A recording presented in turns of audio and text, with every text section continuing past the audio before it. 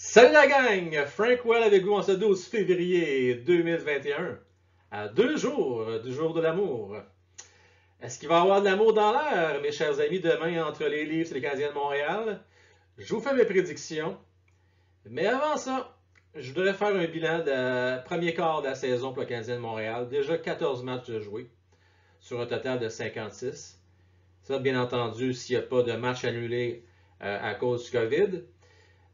J'ai fait des constats. J'en ai parlé un peu dans mon live d'hier, qui d'ailleurs, si certains d'entre vous l'avaient vu, vous avez sûrement remarqué que j'étais pas très content, disons, de la performance récente du Canadien de Montréal. Je pense que c'est approprié de faire un bilan. Ces 14 premiers matchs-là ont été joués en 2 temps. Il y a eu les 10 premiers matchs de la saison et les 4 suivants. Les Canadiens sont à 1 victoire, 3 défaites dans les 4 derniers matchs. Puis on sait que la victoire qu'ils ont obtenue contre les Sénateurs, ça a été un vol, une victoire non méritée. Alors, qu'est-ce qui se passe?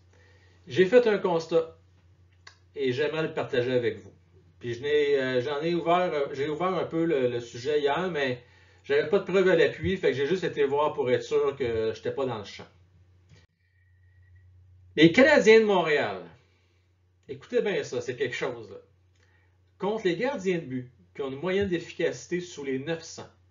On s'entend dans la Ligue nationale, là, on s'attend à ce qu'un gardien de but ait alentour de 908-909 pour être considéré comme un bon gardien de but.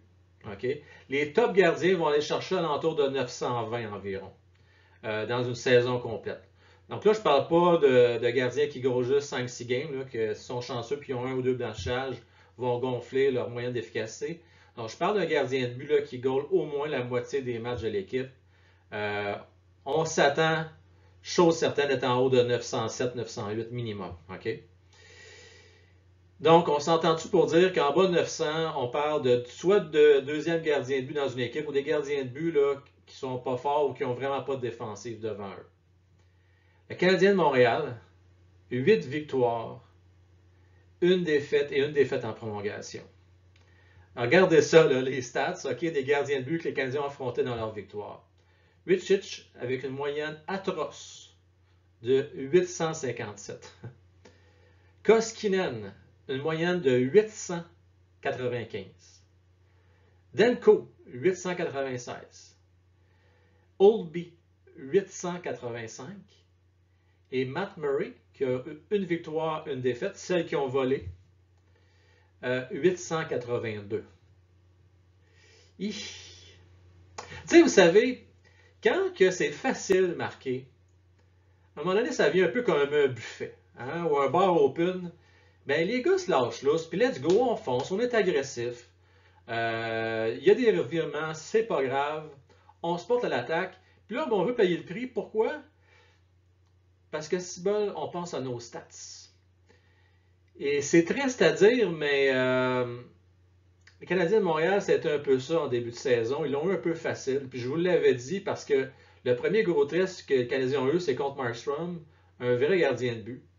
Et ils l'ont échappé, ils ont été blanchis ce match-là. Quelle est l'affiche maintenant du Canadien de Montréal contre des gardiens qui ont une moyenne supérieure à 900? Et là, ça fait mal. 0 victoire, 4 défaites. Une défaite contre Markstrom, justement, à 921. Anderson à 908. Et Smith à 985. Bon, Smith, je l'ai mis parce que quand même, les Canadiens ont perdu contre lui hier. Mais il reste qu'il y a juste 2 matchs de jouer. Donc, ça peut fausser un peu les données. Mais quand même, moi, je trouve que ça parle, ces statistiques-là. Les Canadiens ne payent pas le prix. C'est assez évident. Ils sont en périphérie. Ils se beurrent pas le nez. Des buts au pic-papel, comme faisait Gali à profusion dans le passé. Il y a quand même 400 buts cette année. C'est quand même pas rien, mais il reste qu'on n'a pas le Gali qu'on avait auparavant.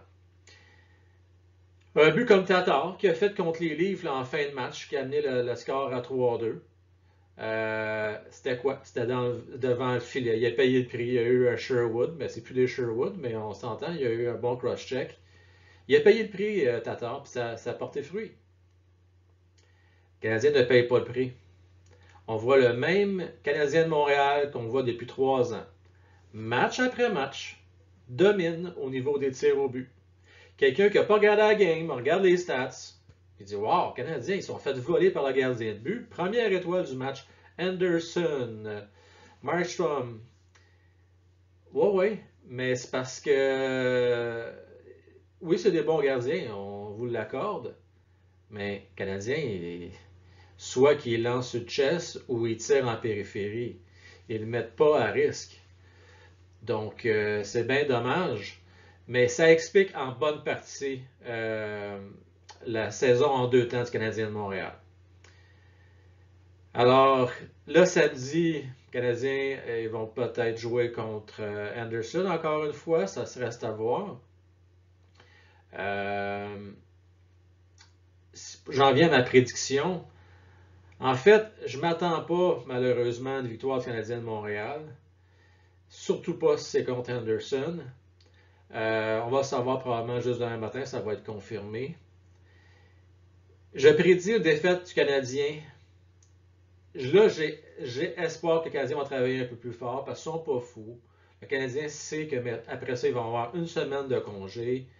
Ils vont fêter leur Saint-Valentin avec leur conjointe, avec leur petite famille. Une belle petite semaine tranquille à Montréal, en confinement, dans leur petit palais, à Brossard, pas loin d'un de mes chums, que je n'aimerais pas, mais qui est abonné et qui va se reconnaître, qui reste pas loin de Carey Price. Écoutez la gang, les Canadiens vont perdre 4-3 samedi, malheureusement. Mais jusqu'à date, prenez ça avec un grain de sel. Je suis pas un devin. Puis la moyenne des bâtons au niveau des prédictions des matchs n'est pas très bonne cette année. J'espère que vous avez apprécié ces explications-là. Si vous avez des commentaires, des observations, n'hésitez pas. Hier, j'ai prétendu que c'était peut-être aussi un indicatif important le fait que depuis quelques matchs, il y a moins de pénalités. Donc, ça démontre moins intensif le Canadien de Montréal. Je vous dirais que c'est à moitié vrai, parce que malgré tout, les Canadiens de Montréal, il y a eu des matchs où il y a eu quand même pas mal d'avantages, puis ils n'ont pas plus gagné parce qu'ils n'ont pas produit dans ces matchs-là. Il y a quelque chose définitivement qui ne fonctionne pas. Moi, je ne pense pas. Il y a eu trop de nouvelles additions, trop de nouveaux joueurs cette année pour expliquer que ce soit les joueurs qui ne veulent pas se présenter. Il y a quelque chose dans le système de jeu qui a changé qui ne peut pas faire l'affaire de certains joueurs. Les gars, on dirait qu'ils jouent sur les talons, sont désorganisés. On dirait qu'on a voulu changer une recette qui fonctionnait bien. Ça a commencé avec des rappels de Mété, des changements avec Perry qui s'est ajouté, tout ça. Donc, il a commencé à avoir un petit peu de changement. Mais je pense pas que c'est vraiment ça le facteur.